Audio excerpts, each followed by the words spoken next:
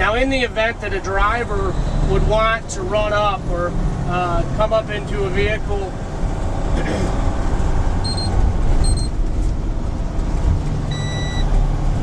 Now, was that an interactive brake? Or was that this is all system.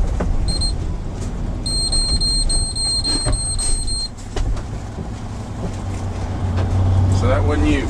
Nope. That is 100% system. You notice you probably weren't looking at the screen.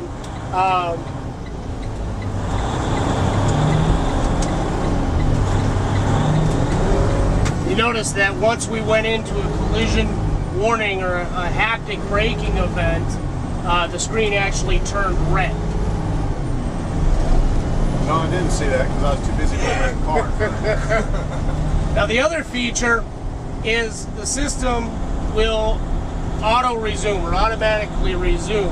So I simply hit my resume button and it took us back up to 39 miles an hour, which was our set speed before. Notice the car cut off over in front of us. We've ignored him. There was no time to collision.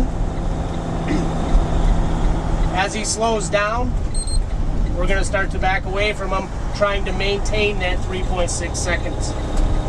As he excels away from us, you can feel the engine start to pick back up. That's the auto resume feature.